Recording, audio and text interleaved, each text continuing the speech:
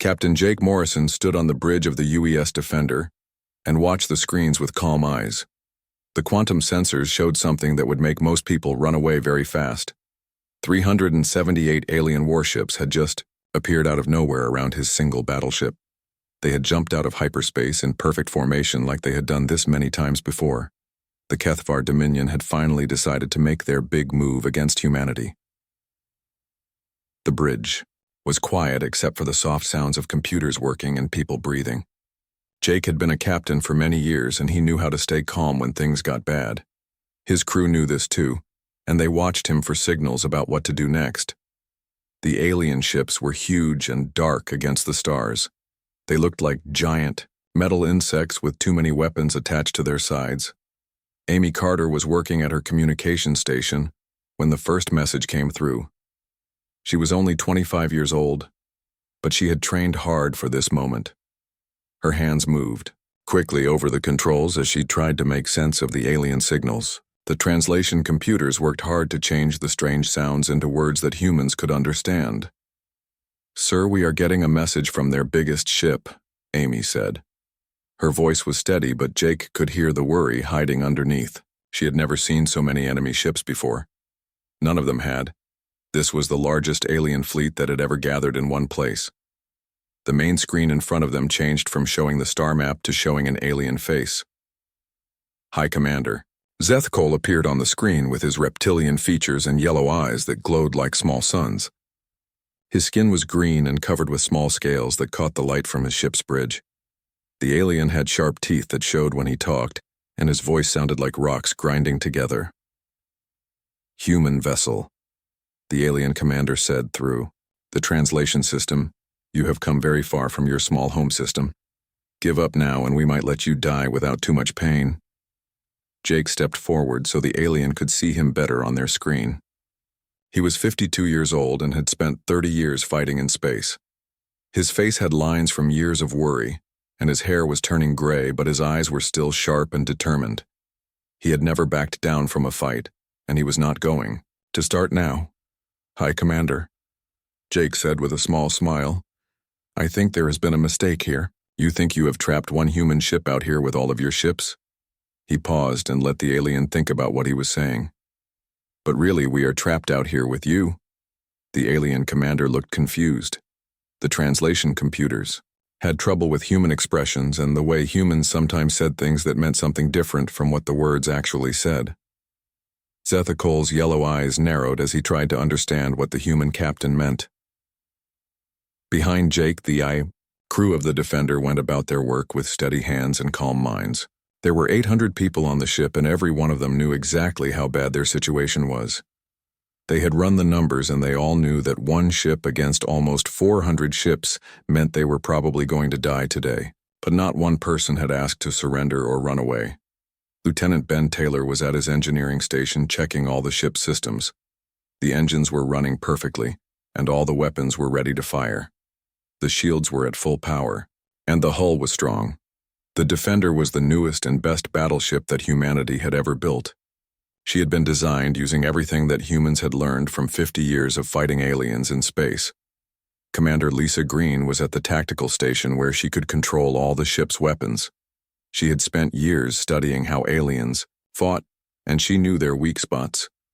Her fingers moved over the controls as she marked targets and calculated the best ways to hurt the enemy ships. She was ready for whatever came next. The alien ships moved into attack positions around the Defender. They formed rings around the human ship like hunters surrounding their prey. Some of the ships were as big as cities and covered with weapons that could destroy planets. Others were smaller and faster built for quick attacks. All of them had their weapons pointed at the single human battleship. Jake looked at his crew one more time. These people had followed him through many battles and they trusted him to get them through this one. Amy was still young, but she was brave and smart. Ben knew the ship better than anyone else and could fix anything that broke. Lisa could hit any target no matter how small or far away it was. "All hands, this is the captain," Jake said into the ship's communication system, so everyone could hear him. "We are about to face the biggest challenge that any human ship has ever faced. The aliens think they can scare us because they have more ships than we do. They think we will give up because the odds are against us." He paused and looked out at the alien fleet surrounding them. "But they do not understand humans. They do not know that we get stronger when things get harder.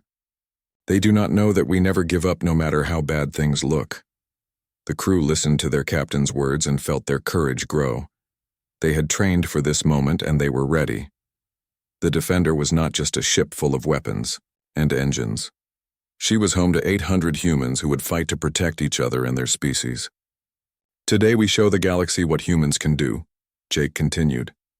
"Today we prove that numbers do not always win battles. Today we make them remember the name of our ship and the names of everyone who serves on her." The alien commander was getting impatient. His ships were in position and his weapons were charged. He wanted to end this quickly and get back to conquering human colonies. But something about the human captain's calm confidence made him hesitate. Why was this human not afraid? The space around them was filled with tension as both sides prepared for what was coming. The stars watched silently as the largest battle in human history was about to begin. The first shots came from the Kethvar ships just as Jake knew they would. The aliens always like to shoot first and think later. Thousands of bright plasma bolts and antimatter missiles flew through space toward the Defender like angry fireflies. The weapon fire lit up the darkness between the ships and made rainbow colors dance across the hulls of the alien vessels. Any normal ship would have been destroyed in the first few seconds. The amount of firepower coming at them was enough to blow up a small moon. But the UES Defender was not a normal ship. She was the best that human engineering could build, and she had tricks that the aliens had never seen before. The ship's shields came alive with brilliant blue light as the enemy weapons hit them. The energy from the alien guns spread across the shield bubble like water hitting glass. The quantum field matrices that protected the Defender were built using math and science that most alien species could not understand. Humans had always been good at solving problems that others thought were impossible. "Shields are holding at 92%. Ben called out from his engineering station. His instruments showed him every system on the ship, and right now everything was working perfectly. The reactor was running smooth and clean. The weapons had full power. The engines were ready to move the ship in any direction that Jake wanted to go. The bridge shook a little as more alien weapons hit the shields, but everyone stayed calm and focused on their jobs. This was what they had trained for during hundreds of hours of practice. They knew that panic would get them killed faster than alien guns would. Jake nodded to Lisa at the tactical station. She had been watching the alien ships and picking out the best targets. Her job was to make sure that every shot the Defender fired would do the most damage possible. Humans could not waste ammunition when they were outnumbered this badly. "Lisa, show them what humans learned about fighting wars," Jake said. The Defender's response was not like anything the aliens expected.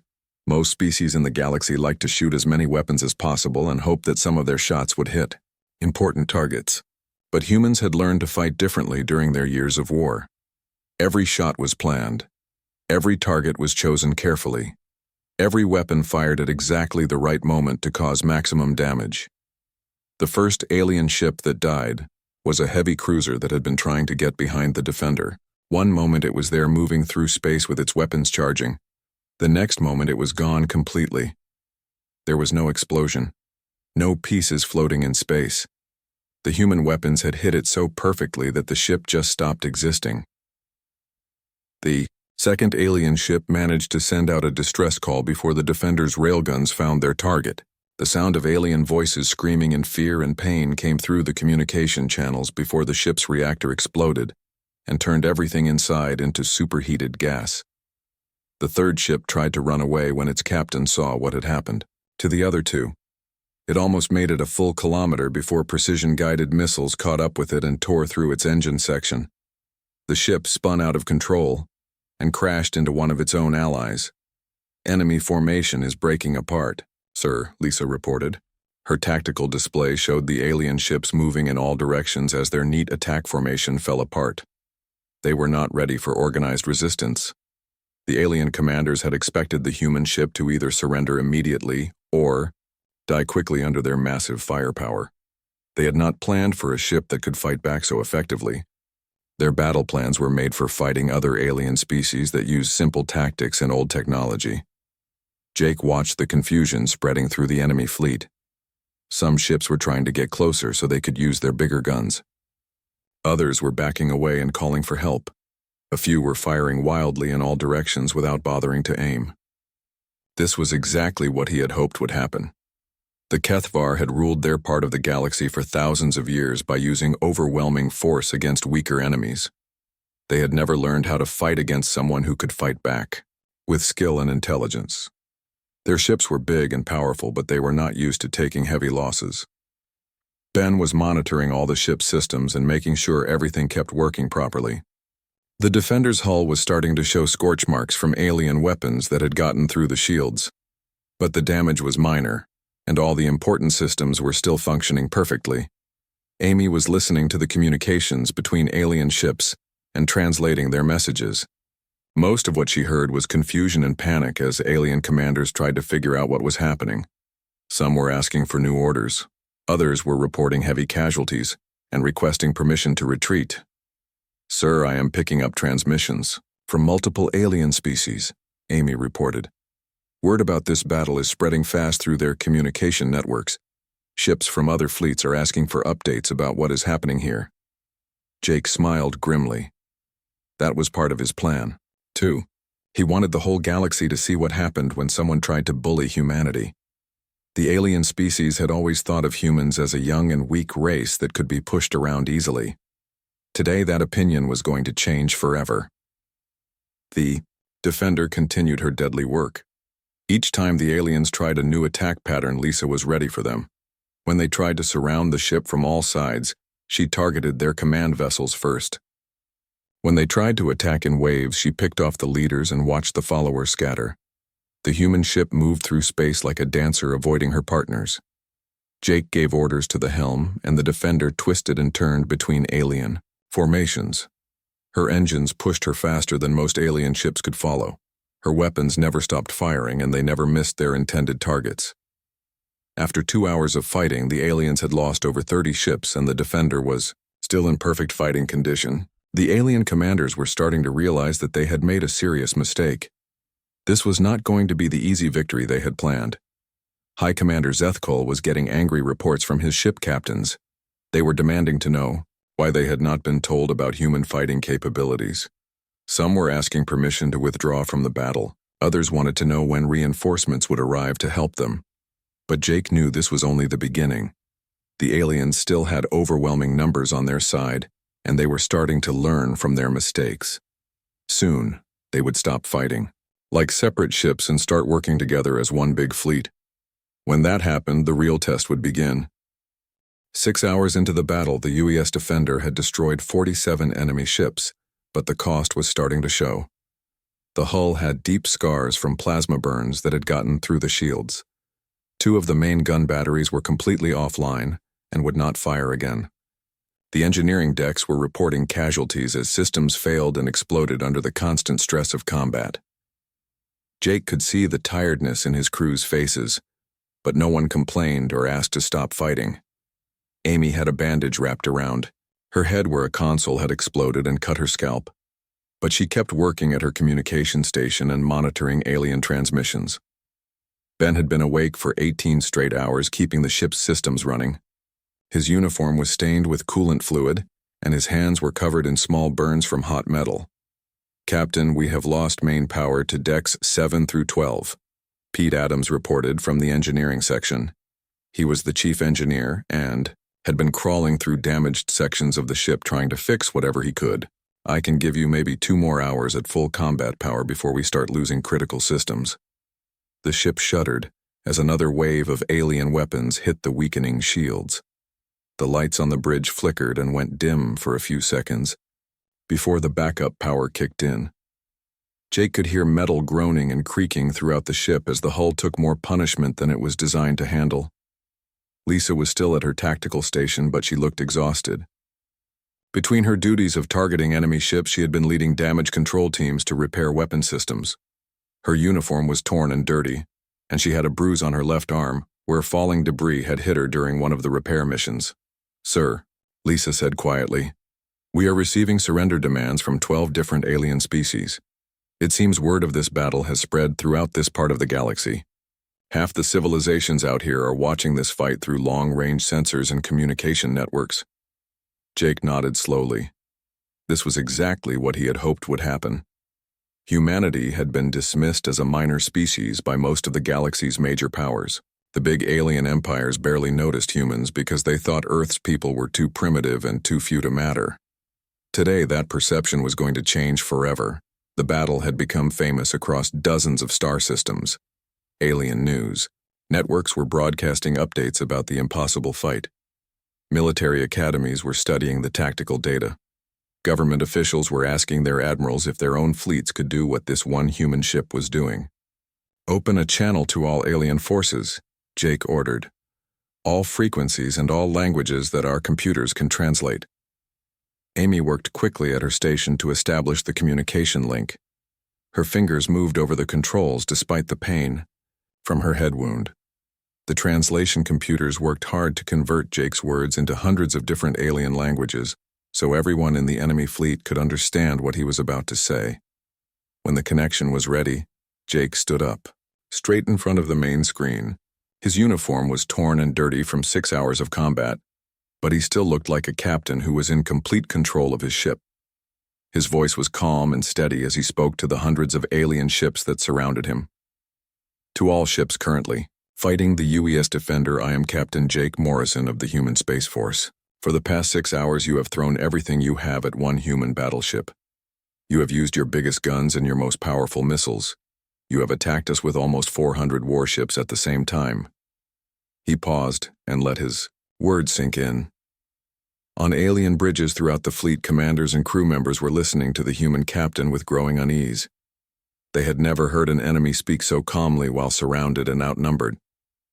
You have lost 47 ships, Jake continued. Good ships with brave crews who followed their orders and fought with honor. And we are still here. We are still fighting. We are still destroying your vessels every time you give us a target to shoot at.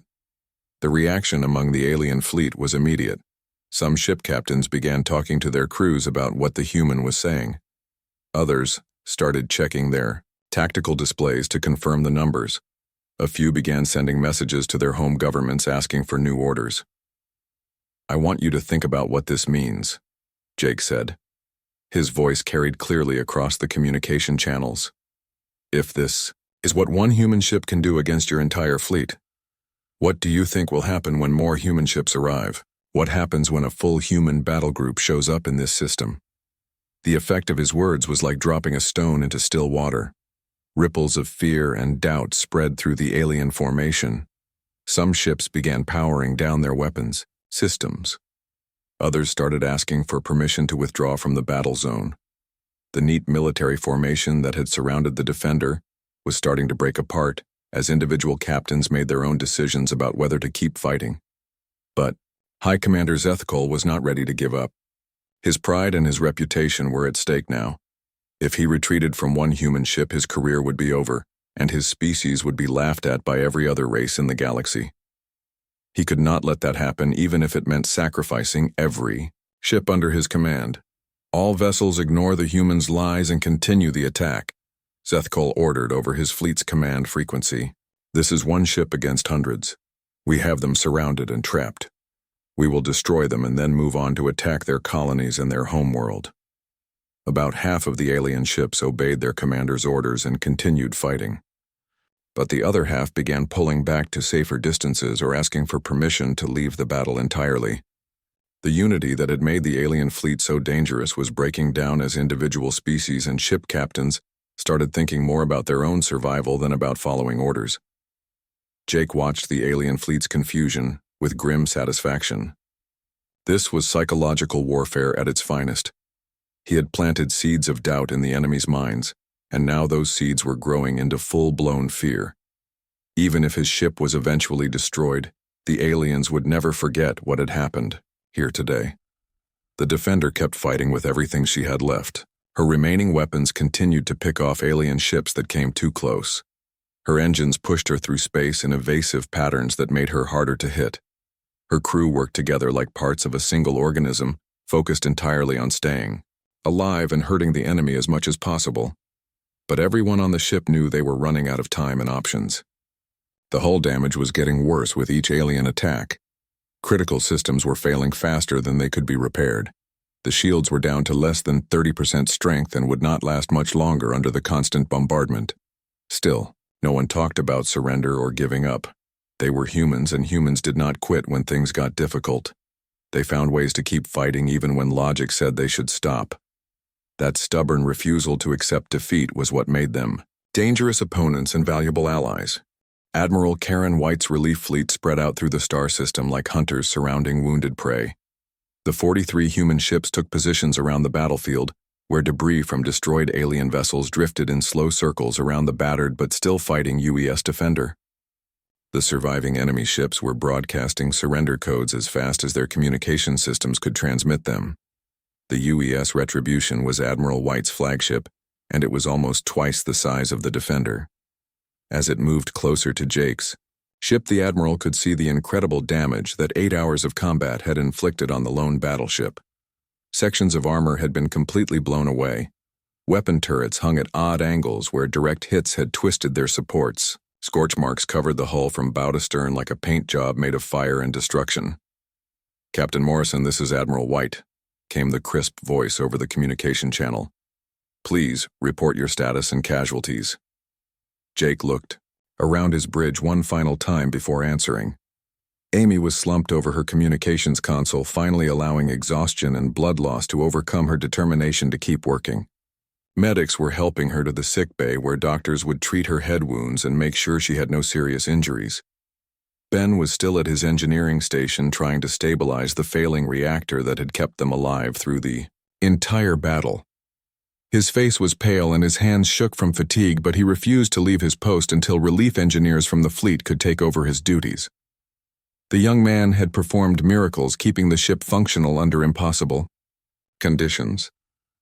Lisa was coordinating with the rescue teams that were searching through the wreckage of alien ships looking for survivors. Even after 8 hours of deadly combat, she insisted on trying to save the lives of enemy crew members who had been following orders just like she had been. That was the kind of person humans were even in the middle of war. "Mission accomplished, Admiral," Jake replied simply. "The Keth of our Dominion has received an education about human military capabilities." The rescue and repair operations took several days to complete. Human engineers worked around the clock to patch the worst damage to the Defender's hull and get her basic systems working again. Medical teams treated wounded crew members and helped them recover from the stress of extended combat. Intelligence officers interviewed alien prisoners to learn more about enemy capabilities and intentions. But the most important work was being done by the communication specialists, who were sending detailed reports about the battle to human colonies throughout known space. The story of 800 humans holding off almost 400 alien warships spread like wildfire through human settlements. Children who heard the story dreamed of joining the Space Navy when they grew up. Adults who had been worried about alien threats felt proud and confident about humanity's future among the stars. The alien species that had watched the battle through long-range sensors were having very different conversations in their government buildings and military headquarters. High-ranking officials who had dismissed humans as a primitive and weak species were suddenly asking their advisors to explain how one human ship had destroyed nearly 50 enemy vessels while surrounded and outnumbered. Military analysts studied every second of combat data they could obtain. They wanted to understand human tactics and technology so they could either copy successful techniques or develop defenses against them. What they found was both impressive and frightening. Humans fought with a combination of advanced technology, advanced planning, and simple refusal to give up that made them extremely dangerous opponents. Within 6 months of the battle, 17 different alien species had sent diplomatic missions to Earth requesting defensive alliance agreements with humanity. They had realized that having humans as allies was much safer than having humans as enemies. The species that had been neutral in galactic politics suddenly wanted to be friends with the people who had proven they could fight against impossible odds and somehow win. The Keth of our Dominion underwent the biggest changes of all. High Commander Zethkol's death had left them without experienced military leadership at a time when their entire strategic doctrine had been proven wrong. The species that had ruled their region of space through fear and overwhelming force discovered that there were opponents who could not be intimidated or easily defeated. Within 2 years, the Kethvar government had completely restructured their military and diplomatic policies. They approached human representatives with offers of mutual cooperation and technology exchange. The aliens who had started the battle as conquerors ended up as some of humanity's most reliable partners in maintaining galactic peace and security. Jake Morrison retired from active duty 6 months after the battle, but his influence on human space navy doctrine lasted for generations. The tactics and strategies he had used during those 8 hours of combat became required study material at every military academy. Young officers learned that superior numbers and firepower meant nothing if they were not used intelligently and with proper coordination. The UES Defender was eventually fully repaired and returned to active service, but she was never quite the same ship again. She had become something more than just a collection of metal and electronics and weapon systems. She was a symbol of human determination and a promise to both friends and enemies that humanity would never surrender when faced with overwhelming odds. Every human ship built after the battle carried a small plaque near the bridge that read, "Defenders, stand 800 against 400, along with the names of every crew member who had served during that historic fight. It reminded future generations that, when humans were pushed to the breaking point, they did not break. Instead, they found ways to push back even harder. The battle also changed how alien species viewed warfare itself. The old doctrine of using massive fleets to crush smaller opponents was gradually replaced by more sophisticated approaches that emphasized quality over quantity. Military academies throughout the galaxy began teaching courses on human tactical innovations and the importance of crew training and morale. But perhaps the most lasting change was in how the galaxy saw humanity itself. Before the battle, humans had been regarded as newcomers who might eventually become important if they survived long enough to develop proper technology and experience. After the battle, humans were acknowledged as one of the major military powers and a species that other civilizations needed to take seriously. Captain Jake Morrison's words during the battle became famous throughout known space. When alien commanders found themselves in difficult situations, they would remember the human captain who had told his enemies, "You are not trapped here with us. We are trapped here with you." Those words became a reminder that sometimes the side with fewer numbers and smaller ships could still find ways to win through courage, intelligence, and determination. The UES Defender continued to serve for many more years, carrying new crews on missions throughout human space and beyond. But everyone who served on her knew they were walking in the footsteps of legends. The ship's history reminded them that being human meant never giving up no matter how bad the situation looked, and never backing down from a fight that needed to be fought. And across the galaxy, on worlds belonging to hundreds of different species, the story of one human battleship against an entire armada became a legend that parents told their children and that military historians studied for lessons about courage under fire. It was proof that in a universe full of powerful empires and advanced civilizations, there was still room for the kind of stubborn heroism that refused to accept defeat, even when logic said there was no hope of victory. High Commander Zethkal had spent the last hour trying to rally his remaining ships for one final attack. The alien fleet had been reduced to just over 200 vessels, but he was determined to end this battle before more ships decided to retreat. His reputation and his career depended on destroying this single human ship that had embarrassed his entire armada. The Kethvar commander had learned from his earlier mistakes. Instead of attacking in waves or trying fancy formations, he decided to use the most basic tactic possible. All remaining ships would attack the Defender at exactly the same time from every possible direction. Even if the human ship was incredibly tough, it could not survive being shot at by 200 warships all at once. "All ships prepare for final assault," Zethkal broadcast to his fleet. "Push your engines beyond safety limits if necessary. Ram the human ship if your weapons fail. We will not let one vessel make fools of the entire Kethvar Dominion." Jake could see the alien ships moving into position on his tactical display. They were forming a giant sphere around the Defender, with weapons pointed inward like the spines of a sea creature. When they all fired together, the space around his ship would be filled with so much destructive energy, that nothing could survive. "All hands, this is the captain," Jake announced over the ship's communication system.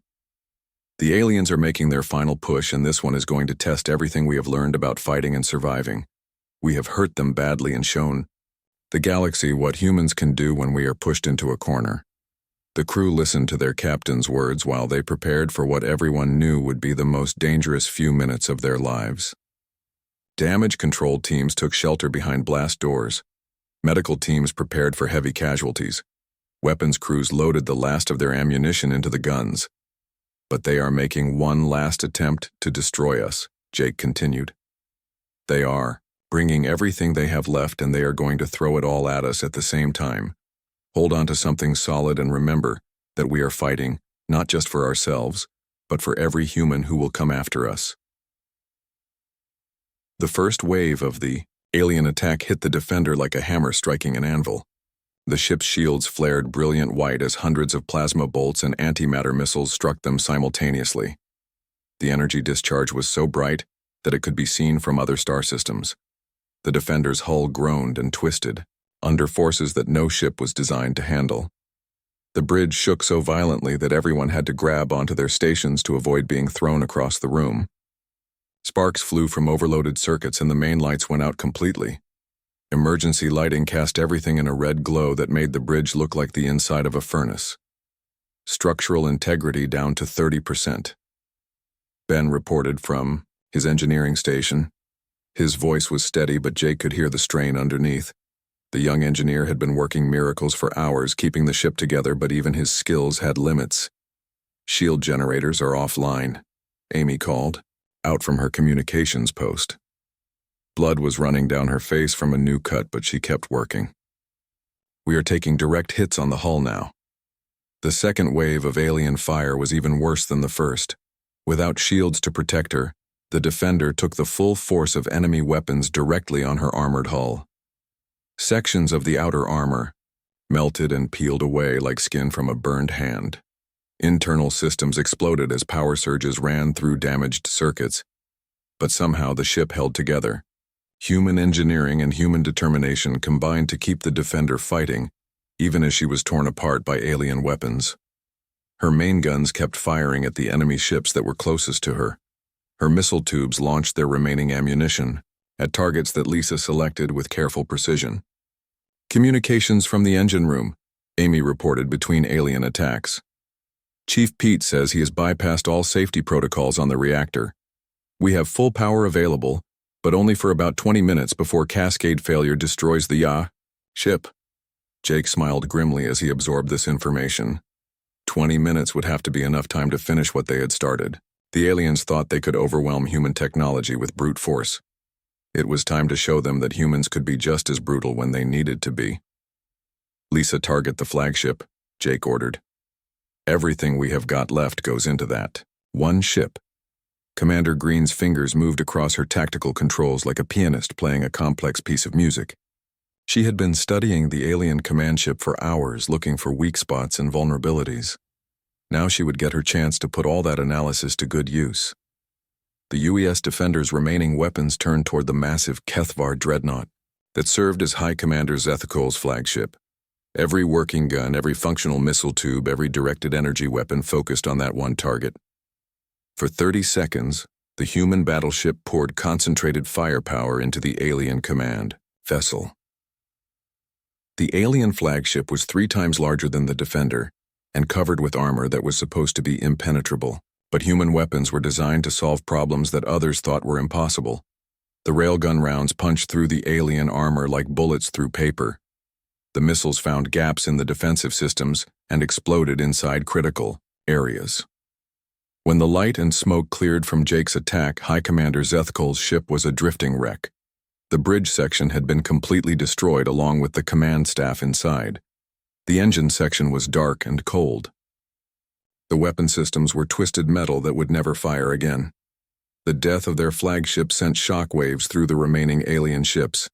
Without central command and control, their careful formation began to fall apart.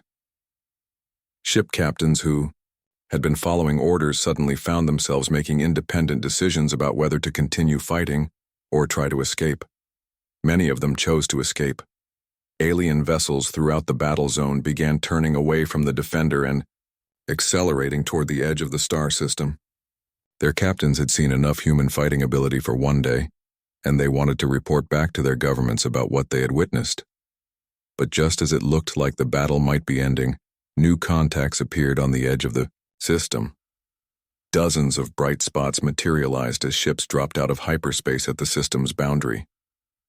The energy signatures were unmistakable and familiar. They were human ships arriving at maximum speed. "New contacts, sir," Lisa reported from her damaged tactical station. "I count 43 vessels with human identification codes. It looks like Admiral Karen White is leading them in the UES Retribution." Jake felt a mixture of relief and pride wash over him. The relief came from knowing that help had finally arrived, and his crew would live to see another day. The pride came from knowing that they had held out long enough for the relief fleet to find them. 800 humans had faced down almost 400 alien ships and emerged victorious. The alien ships that were still trying to fight suddenly found themselves caught between the damaged but dangerous Defender and a fresh human fleet that was eager for battle. Most of them immediately broadcast surrender codes on all available frequencies. The few that tried to keep fighting were quickly destroyed by the overwhelming firepower of Admiral White's task force. The battle was over, and humanity had won a victory that would be remembered throughout the galaxy for generations to come.